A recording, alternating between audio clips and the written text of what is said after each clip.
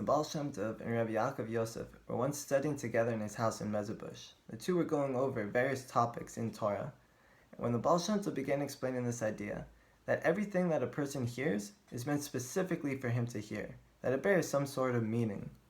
He went on to explain that every leaf that turns over, or shadow that moves into place, was decreed by HaShem himself that action happened, and there's some meaning to be derived from it.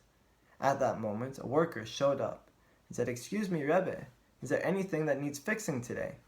The Baal Shem Tov looked around his house and said, "No, everything seems to be in order, thank you very much."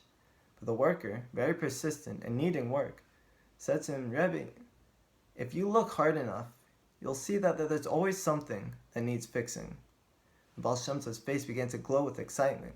He looked at his student and said, "Did you hear what this man just said?" He said that if a man will look deeply within himself, he'll always find that there's something that needs fixing, that he's not perfect.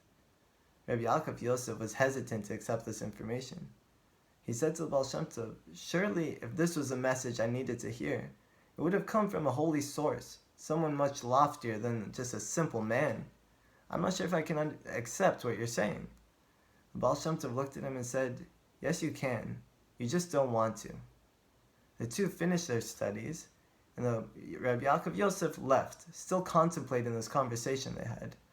As he stood by the road, thinking over what just happened, he saw a farmer come by in a wagon full of bales of hay. And at that moment, all the bales became loosened and fell to the ground.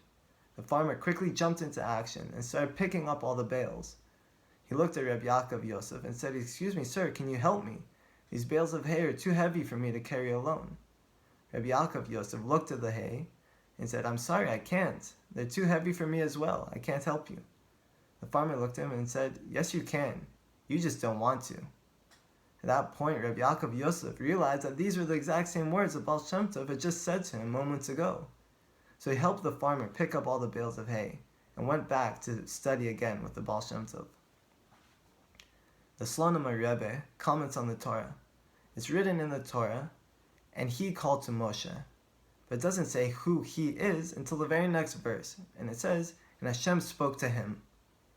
So, the teaching that he derives from this is that Moshe knew that at every moment, every call that came to him, even from the most simple person, was HaShem calling him and trying to teach him something.